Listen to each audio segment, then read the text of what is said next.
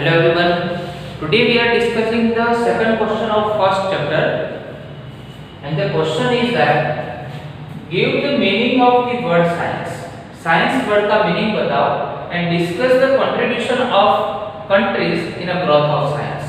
Science के growth में कौन-कौन सी countries का contribution है, वो second question है. अभी आंसर देखते हैं इसमें. साइंस जो बड़ा वर्ड है वो मेनली तीन लैंग्वेज में से आया है, ठीक है. जो फर्स्ट लैंग्वेज है वो है लैटिन, सेकंड लैंग्वेज जो इंडिया की लैंग्वेज है Sanskrit, and the third language is Arabic. कौन-कौन सी लैंग्वेज है? फर्स्ट लैंग्वेज कौन सी है? तो फर्स्ट लैंग्वेज है लैटिन, सेकंड लैंग्वेज कौन सी है? Sanskrit, and the third language is Arabic, ठीक है.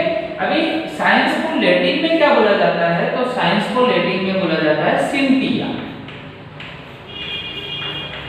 कौन सा वर्ड है बेटा? सिंटिया, ठीक है, याद रखना. चलो संस्कृत में उसको क्या बोला जाता है? तो कि विज्ञान बोला जाता है. In Sanskrit language science is known as vigyan, and in Arabic language it is known as ilm. Science को अरेबिक में इल्म बोला जाता है, ठीक है. अभी तीनों का मीनिंग देखते हैं. जो लैटिन है उसमें मीनिंग है टू नो, मतलब जानना. कोई जो थिंग्स होती है उसके बारे में आपको जानना, इसका मीनिंग है सिंटिया का मीनिंग है, ठीक है. संस्कृत लैंग्वेज है उसमें है विज्ञान जो है, क्लियर. तो इसका मीनिंग है, ये दोनों का मीनिंग सेम है. अरेबिक और इल्म ये दोनों का मीनिंग एक सेम है. उसको बोला जाता है नॉलेज, मतलब ज्ञान. आया समझ में? तो लैटिन में सिंटिया उसका मीनिंग है टू नो. संस्कृत में विज्ञान, अरेबिक में इल्म, और ये दोनों का मीनिंग है सेम, नॉलेज. समझ में आ गया साइंस का वर्ड कहां से आया? तो give the meaning of the word science, ठीक है. और कौन-कौन सी कंट्री का मेनली कंट्रीब्यूशन है? तो देखते हैं. The early civilization of Egypt, देखो इजिप्ट का, उसके बाद इंडिया का कंट्रीब्यूशन है, चाइना का कंट्रीब्यूशन है, Greece, Mesopotamia and many other made the vital contribution to its progress. तो ये सारी जो कंट्रीज है उसने जो साइंस का इवोल्यूशन हुआ है उसमें मेनली उसका पार्ट है, मेनली उसका रोल है. जैसे इंडिया की हम बात करें तो अर्लियर टाइम में, ठीक है, अर्लियर टाइम में बहुत सारे ऐसे साइंटिस्ट थे, क्लियर. तो ऋषि मुनियों का जो भी टाइम्स था उस टाइम पे बहुत सारे ऐसे इवोल्यूशन किए गए जो आज के टाइम में सारे राइट हुए, सारे लॉज राइट हुए, क्लियर. तो इंडिया का भी मेनली बहुत ही कंट्रीब्यूशन है. चाइना, ग्रीस, मेसोपोटामिया, इजिप्ट, ये सारी जो कंट्रीज है उसका इसमें वाइटल कंट्रीब्यूशन है साइंस के प्रोग्रेस में. फ्रॉम द 16th सेंचुरी, तो 16th सेंचुरी मतलब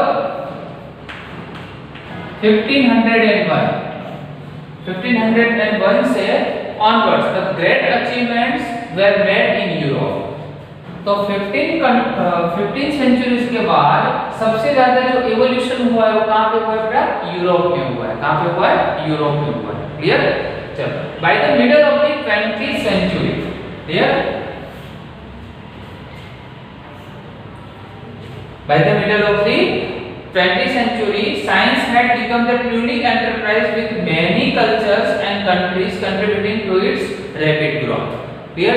मतलब अभी 21st सेंचुरी चल रही है, तो 20th सेंचुरी उसका मिडल मतलब 1815 जैसा 1915 जैसा हो गया.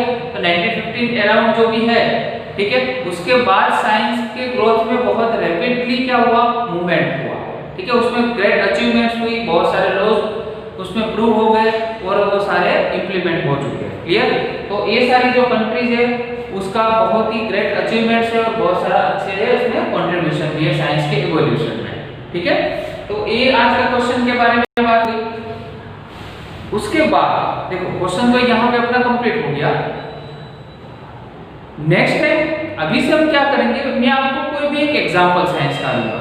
और फर्स्ट लेक्चर जब था तब भी मैंने आपको बोला था कि लेक्चर में बेटा जब भी साइंस में आपने एडमिशन लिया है, ठीक है, तो you have to be different from the other students. आपका सोचने का जो तरीका है वो भी आपको बदलना पड़ेगा, ठीक है. आप कैसे सोचते हो ये भी बहुत इंपॉर्टेंट बन जाता है.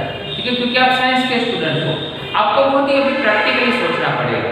सब लोग जैसे मतलब थियोरेटिकली सोचते हैं, थियोरेटिकली सब कंप्लीट कर देते हैं, ऐसा नहीं होता साइंस में, ठीक है। तो आज मैं एक आपको एग्जांपल देता हूँ, एवरीडे में कोई ना कोई आपको छोटा सा एक एग्जांपल दूंगा, उसमें कैसे साइंस और कैसे फिजिक्स उसमें इंप्लीमेंट है वो आपको देखना है उसमें, क्लियर। चलो आज मैं आपको एग्जांपल देता हूँ। Let's take one object. देखो ये एक ऑब्जेक्ट है, ठीक है।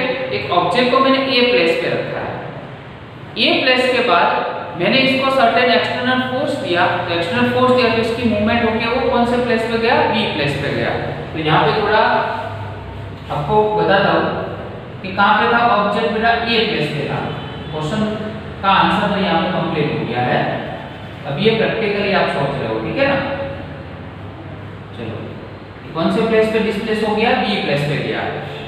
तो यहाँ से जब ए प्लेस पे कोई ऑब्जेक्ट गया तो पहले तो इसकी मूवमेंट हुई, कैसे गया, तो आपने उसमें एक्सटर्नल फोर्स लगाया।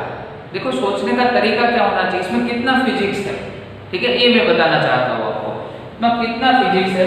तो इसमें आप इस ऑब्जेक्ट पे आपने कोई एक्सटर्नल फोर्स दिया, फोर्स की बात आई तो फिजिक्स आएगी इसमें। चलो पहले ऑब्जेक्ट ए प्लेस पे जब था तो इसमें कौन सी एनर्जी थी, वो एनर्जी थी उसमें पोटेंशियल एनर्जी। कौन सी एनर्जी थी, पोटेंशियल एनर्जी। जैसे ही आपने उसको एक्सटर्नल फोर्स दिया तो उसमें कौन सी एनर्जी आई, काइनेटिक एनर्जी। तो एनर्जी कंजर्वेशन का लॉ उसमें इंप्लीमेंट हुआ कि नहीं। एनर्जी कंजर्वेशन लॉ क्या था कि आप एक एनर्जी को दूसरे एनर्जी में आप उसको फॉर्मेशन कर सकते हो, ठीक है। We can form the one energy into the another energy, clear. तो एक एनर्जी को हम दूसरे एनर्जी में कन्वर्ट कर सकते हैं, ठीक है। ये एनर्जी कंजर्वेशन लो, तो उसमें भी फिजिक्स आया। अभी देखो फिर से स्टडी हो गया यहाँ पे बी प्लेस पे, तो यहाँ पे बेटा कौन सी एनर्जी फिर से आई, तो पोटेंशियल एनर्जी आई। तो एनर्जी की बात आई तो अगेन यहाँ पे फिजिक्स इंप्लीमेंट हुआ। अभी ये ऑब्जेक्ट ए प्लेस से बी प्लेस पे गया तो ये क्या हुआ, ये दोनों के बीच में कितना, ये तो क्या हो गया, डिस्टेंस हो गया, हुआ कि नहीं डिस्टेंस, इतना डिस्टेंस कवर किया ना इस ऑब्जेक्ट ने, तो डिस्टेंस और साथ में टाइम तो होता ही। तो डिस्टेंस और टाइम से एक हमने न्यू क्वांटिटी एक्वायर की, स्पीड। तो speed is what, speed is the ratio of distance covered by any object to the time interval. Speed is defined as the ratio of distance covered by any object, distance covered by any object to the time interval, clear। आया समझ में कि नहीं। एक new quantity इसमें से arrive होगी। देखो तो हमने तो कुछ नहीं किया था, जस्ट क्या किया था, ये जो डस्टर था उसको एक्सटर्नल फोर्स दिया तो एक प्लेस से दूसरे प्लेस पे वो डिस्प्लेस हुआ, बट उसमें फिजिक्स कितना आया, इतना फिजिक्स हुआ। तो आपके अराउंड तो ऐसी कितनी चीज है, क्या there are so many things around you and you can analyze this kind of things around you and which kind of laws are implemented in this kind of things। और इसमें कितने बहुत सारे लॉज है, बहुत सारा फिजिक्स है उसमें, सब पे आप एनालिसिस कर सकते हो, क्लियर ना। तो every time I am giving a one example, you have to analyse those things and then after which kind of laws implemented on this kind of things you have to analyze, clear। तो ये आपको सब देखना पड़ेगा और इसका analysis day by day करना पड़ेगा, तभी थोड़ा साइंस में हम इंटरेस्ट लेंगे। आया समझ में कि नहीं। तो सेकंड क्वेश्चन आज कंप्लीट हो गया, उसके साथ एक ऑब्जेक्ट का आपने फिजिक्स के लिए एनालिसिस भी किया। नेक्स्ट टाइम कोई नया ऑब्जेक्ट लेंगे, नया टास्क लेंगे और थर्ड क्वेश्चन भी उसके बाद हम उसका सॉल्व करेंगे और आपको बताएंगे उसके बारे में description. Okay, thank you very much.